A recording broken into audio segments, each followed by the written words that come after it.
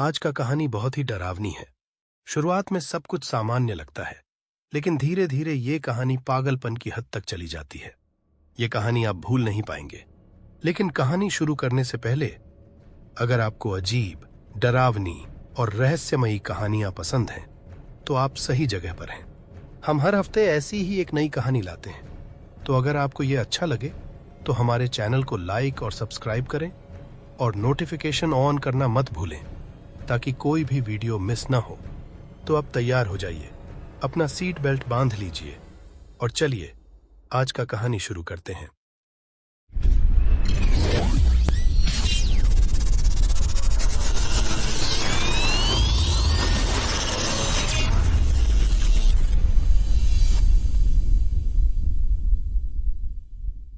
(1889) में जब कार्ल टैंजलर सिर्फ 12 साल के थे और अपने परिवार के साथ जर्मनी के ड्रेसडेन में रहते थे, तब उन्होंने एक अजीब सपना देखा।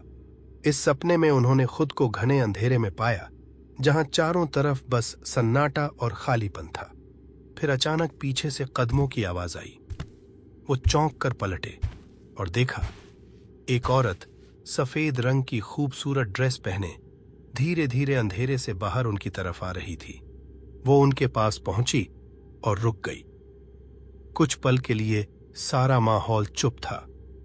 फिर उसने धीमे और गंभीर स्वर में कहा, मेरा नाम आना कॉन्स्टेंटिया वॉन ब्रॉकडॉर्फ है। उसने कहा, मैं अर्ली 1700s की जर्मनी की एक नोबल वुमेन थी। मैं तुम्हारी दूर की रिश्तेदार हूं और मैं यहां तुम्हें एक बहुत जरूरी मैसेज देने आई हूं। कार्ल अब पूरी तरह से चौंके हुए थे। वे समझ नहीं पा रहे थे, क्या उन्हें डरना चाहिए या फिर क्या यह खुशी की बात थी, या शायद वे नर्वस थे। अभी वो कुछ सोच पाते, अन्ना ने अचानक मुड़कर उस दिशा की तरफ इशारा किया जहां से वो आई थी। कार्ल ने उस ओर देखा और उस अंधेरे से एक महिला का चेहरा धीरे धीरे उभरने लगा। ये एक ऐसा चेहरा था जो शरीर से अलग था। ऐसा लग रहा था जैसे किसी महिला का चेहरा तैर रहा हो। जैसे जैसे वो चेहरा उनके पास आता गया, कार्ल को यह महसूस हुआ कि यह महिला कितनी खूबसूरत थी। लेकिन फिर भी कुछ था जो अजीब था। इस महिला में, इस तैरते हुए चेहरे में, उसकी आंखों में उदासी और कुछ कमजोरपन सा था। कार्ल ने देखा कि यह चेहरा अब उनके बिल्कुल पास आ चुका था। तभी अन्ना ने फिर से उससे बात की। यह महिला, यह चेहरा तुम्हारी जिंदगी में बाद में आएगा, और यह तुम्हारा भगवान का दिया हुआ काम है कि तुम उसे बचाओ। वो बहुत बीमार होगी और तुम्हें उसे जिंदा रखने का तरीका ढूंढना होगा। फिर अचानक कार्ल जाग गए और उन्हें यह एहसास हुआ कि वो सपना कितना रियलिस्टिक था। ऐसा लग रहा था जैसे ये सब सच में हुआ हो। लेकिन कुछ पल बाद उन्होंने सोचा, ठीक है, यह बस एक सपना था। लेकिन दूसरे सपनों से अलग यह सपना उनके दिमाग से जल्दी नहीं निकला। उनके दिमाग में और ज्यादा साफ होती चली गई, और आखिरकार उस दिन के अंत में उन्हें याद था कि वो महिला कैसी दिखती थी। आने वाले सालों तक कार्ल को बार बार वही सपना आता रहा। वही सीन जहां उसकी दूर की रिश्तेदार अन्ना उस गहरे अंधेरे से बाहर आती। हर बार वो उसे याद दिलाती, तुम्हें उस काले बालों वाली लड़की का इंतजार करना होगा। जब भगवान उसे तुम्हारे पास भेजें तो तुम्हें उसे बचाना है। लेकिन इन बार बार के सपनों और हर समय सतर्क रहने के बावजूद वो लड़की जिसे कार्ल को बचाना था, असल जिंदगी में कभी नहीं मिली। फिर वक्त बीतता गया और 1926 आ गया। अब कार्ल 39 साल का हो चुका था। इस बीच उसने शादी कर ली थी, लेकिन उस काले बालों वाली लड़की से नहीं। उसने ड्रेसडन की एक स्थानीय लड़की से शादी की थी। उन दोनों की 2 बेटियां भी थीं। वो लोग एक सादा और शांत जिंदगी जी रहे थे। बाहर से देखने पर तो ऐसा ही लगता था कि कार्ल खुश है, लेकिन अंदर ही अंदर वो थोड़ा मायूस था। उसे हर समय यही ख्याल आता था कि जो सपने मैं देखता हूं, वो जो अन्ना और उस काले बालों वाली लड़की का सीन था, वो कभी सच क्यों नहीं हुआ? क्या ये सब सिर्फ एक सपना था? उसी साल जर्मनी में रिसेशन आई। हालात ऐसे हो गए कि कार्ल और उसका परिवार जर्मनी छोड़कर अमेरिका चले गए और उधर सेंट्रल फ्लोरिडा में बसने का फैसला किया। उन्हें लगा शायद वहां जिंदगी बेहतर होगी। लेकिन 1 साल के अंदर ही कार्ल और उसकी बीवी में बहुत बड़ा झगड़ा हो गया और दोनों अलग हो गए। कार्ल ने सेंट्रल फ्लोरिडा का घर छोड़ दिया और साउथ फ्लोरिडा के की वेस्ट नाम के शहर में जाकर रहने लगा। की वेस्ट में कार्ल को एक हॉस्पिटल में एक्सरे टेक्नीशियन की नौकरी मिल गया, लेकिन यह वो जगह था जहां उसका जिंदगी हमेशा के लिए बदलने वाला था। कुछ महीने बाद एक दिन कार्ल अपने ऑफिस में काम कर रहा था जब अचानक एक बुजुर्ग औरत उसके पास आई। उसने कहा, मैं अपनी 21 साल की बेटी का एक्सरे करवाने आई हूं। उसे लगातार खांसी हो रही है और हम बहुत परेशान हैं। कार्ल उस औरत के साथ फॉर्म भरने लगा। तभी अचानक उसकी बेटी कमरे में आई। जैसे ही कार्ल ने उसे देखा, उसका दिल एक पल के लिए थम सा गया। उसे तुरंत समझ आ गया कि यह वही लड़की है जिसे उसने अपने सपनों में देखा था। लड़की कमरे में आई, कुर्सी पर बैठ गई और कार्ल बस उसे देखता रह गया। उसकी आंखें बस उसी पर टिकी थीं। कुछ देर बाद कार्ल ने खुद को संभाला और उस बुजुर्ग औरत की तरफ देखा। फिर उसने कहा, मैम, आप टेंशन मत लीजिए, मैं आपकी बेटी को बचाने के लिए पूरी कोशिश करूंगा। अब उस औरत को तो यह भी नहीं पता था कि उसकी बेटी को क्या हो रहा है। तो कार्ल की यह बात एक तरफ सुकून देने वाला था, लेकिन दूसरी तरफ काफी डरावनी भी था। उसने सोचा, क्या यह आदमी पहले से ही मान रहा है कि मेरी बेटी की हालत इतनी खराब है? लेकिन फिर भी मां ने हल्की मुस्कान के साथ कहा, बहुत बहुत धन्यवाद, आप जो कर रहे हैं उसकी हमें बहुत कदर है। कार्ल ने सिर हिलाकर जवाब दिया। फिर जैसे ही पेपरवर्क्स पूरे हुए, वो अपनी कुर्सी से जल्दी से उठा, तेज कदमों से बेटी के पास गया और फिर उसने थोड़ा मुस्कुराते हुए कहा, हाय, मैं कार्ल हूं, आप बिल्कुल सुरक्षित हाथों में हैं। लड़की ने हल्का सा चौंक कर उसे देखा। यह सब थोड़ा अजीब था, लेकिन वो बहुत ही पोलाइट थी। उसने मुस्कुराते हुए जवाब दिया, थैंक्स, मेरा नाम एलेना है। कार्ल ने उसकी बात को ध्यान से सुना, सिर हिलाया और फिर उसे एक्सरे के लिए अंदर ले गया। जैसे ही एक्सरे हुआ और रिपोर्ट सामने आई, कार्ल का दिल बैठ गया। एलेना को ट्यूबरकुलोसिस था। आज के वक्त में यह बीमारी मामूली मानी जाती है, लेकिन उस दौर में यह तो सीधे सीधे मौत की सजा थी। पर हैरानी की बात थी कि इस खौफनाक सच्चाई के बावजूद कार्ल के दिल में एक अजीब सी खुशी उठी। उसने गहरी सांस ली और खुद से कहा, यह वही है, वही लड़की, मेरे सपनों वाली लड़की। वो एलेना को देखता रहा। वो न सिर्फ उसी की तरह दिखती थी, बल्कि उसी तरह उसकी मदद के लिए आई थी जैसे उसने सपनों में देखा था। अब कार्ल के दिमाग में एक ही सवाल गूंज रहा था, मैं इसे बचाऊं कैसे? कार्ल सिर्फ एक एक्सरे टेक्नीशियन था, डॉक्टर नहीं था। उसे बिल्कुल पता नहीं था कि ट्यूबरकुलोसिस का इलाज कहां से शुरू करे। लेकिन उसने हार मानने का नाम नहीं लिया। अगले 1 साल तक कार्ल एलेना और उसके परिवार के साथ रोजाना जुड़ा रहा। वो उन्हें नई नई बातें बताता, ट्यूबरकुलोसिस से लड़ने के नए तरीके जो उसने खुद रिसर्च करके सीखे थे। वो उन्हें एक्सपेरिमेंटल इलाज और दवाइयों के बारे में समझाता और कई बार तो अपनी जेब से पैसे खर्च करके उन्हें उन इलाजों को आजमाने के लिए भेजता। कार्ल एलेना को बार बार ऑफिस बुलाया करता था। हर बार उसका एक्सरे करता और हर बार उम्मीद करता कि शायद इस बार कुछ अच्छा दिखे। लेकिन अफसोस, सब बेकार गया। ट्यूबरकुलोसिस ने धीरे धीरे एलेना के शरीर को पूरी तरह से जकड़ लिया और फिर 31 अक्टूबर 1931 को एलेना ने अपनी आखिरी सांस ली। उस दिन एलेना के परिवार का दिल टूट गया, लेकिन कार्ल, वो तो जैसे पूरी तरह से बिखर गया था। उसे ऐसा लग रहा था कि उसने सब कुछ खो दिया, अपनी जिंदगी, अपनी उम्मीद और अपनी सपनों की लड़की। जब एलेना को दफनाने का वक्त आया, तब कार्ल ने कहा, सबसे अच्छा ग्रेव साइट बनवाओ और उसका खर्चा मैं उठाऊंगा। ग्रेव साइट एक ऐसा छोटा सा मंदिर जैसा होता है जो कब्रिस्तान में किसी को श्रद्धांजलि देने के लिए बनाया जाता है। एलेना के पेरेंट्स को उनका रिश्ता पूरी तरह से समझ में नहीं आया, लेकिन वे ये जानते थे कि एलेना कार्ल के लिए बहुत मायने रखती थी। इसीलिए वो लोग कार्ल के उस प्रपोजल पे अग्री हुए थे। इसके बाद कार्ल अपना ज्यादातर समय वहीं घुटने टेक कर रोते हुए एलेना से माफी मांगते हुए बिताने लगा। ये देख एलेना का परिवार पहले तो चुप था, लेकिन कुछ महीनों बाद उन्होंने कार्ल से कहा, तुम्हें उसे जाने देना चाहिए, अब आगे बढ़ो।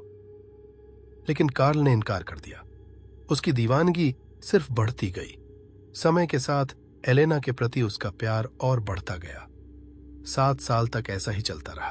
तो आखिरकार एलेना के परिवार को यह महसूस हुआ कि अब और नहीं सहा जा सकता। उन्हें यह समझ में आया कि कार्ल को यह बताने के लिए कि यह सिर्फ उसका नहीं बल्कि उनका भी नुकसान है।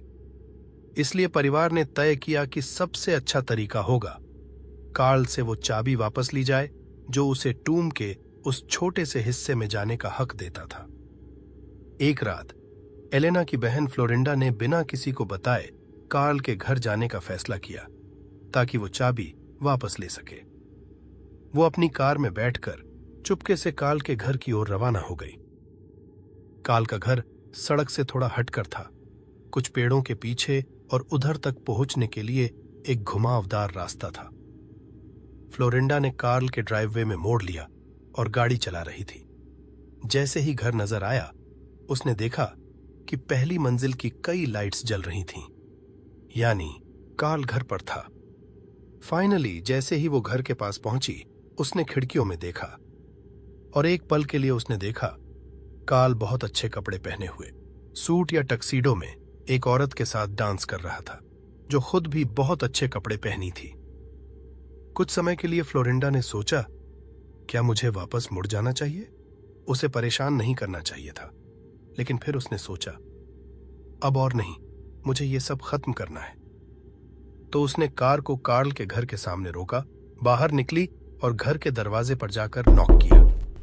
अंदर से म्यूजिक की आवाज आ रहा था, लेकिन जैसे ही उसने दरवाजे पर नॉक किया, म्यूजिक बंद हो गया। पर कोई दरवाजा नहीं खोला।